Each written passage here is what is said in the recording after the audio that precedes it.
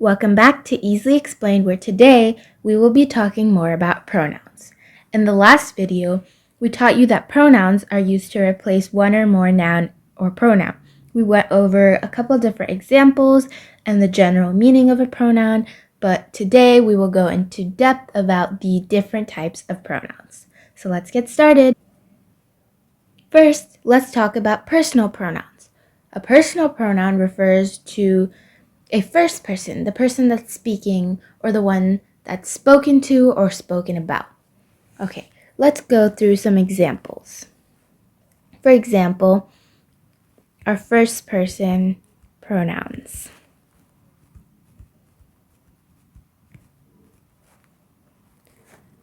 I, me, mine, my,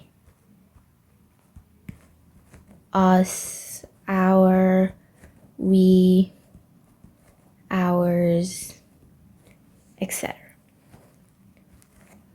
All right, now let's go through some second person. This is when we are talking to someone. This is our you, yours, your. And then our third person refers to when we're talking about someone.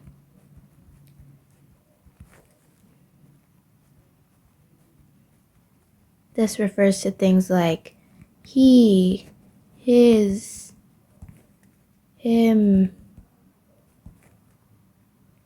she, hers, her, it's, it, theirs, etc. For the next type of pronoun we're going over, let's first learn about an antecedent. An antecedent is the word, the noun, that is replaced by the pronoun, that the pronoun is modifying or replacing.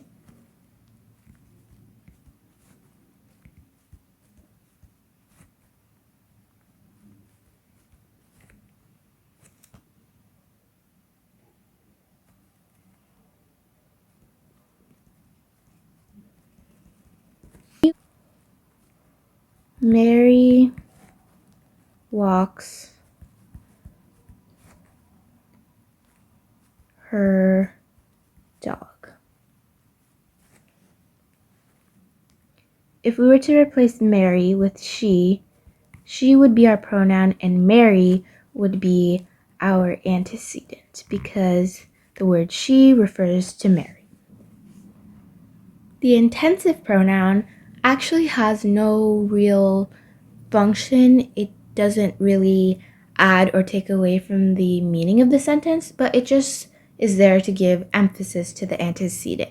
These are things like your, myself, yourself, himself, herself.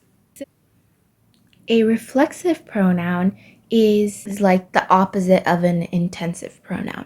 It's still the myself, ourself, yourself, himself, etc., etc.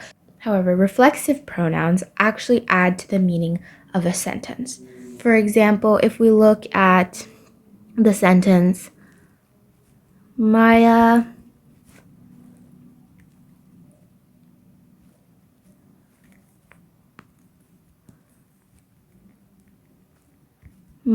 heard herself talk. If we were to take out the herself, it would completely change the sentence. It would be Maya heard talk, and it would make no sense.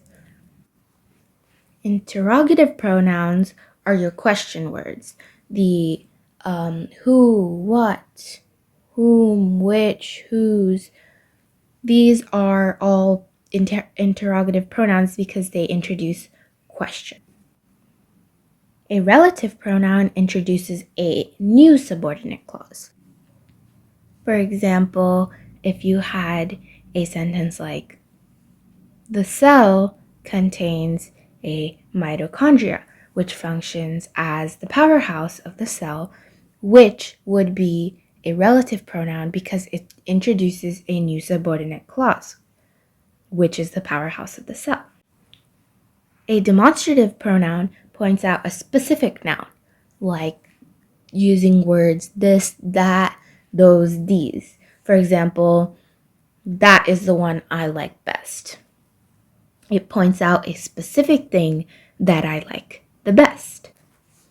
And lastly, we have indefinite pronouns. These refer to nouns that are not specifically named. For example, several, nothing, more, both, anything. Congratulations, you are now an expert in the different types of pronouns. We hope this brief overview really helped, and we'll see you guys next time. Bye!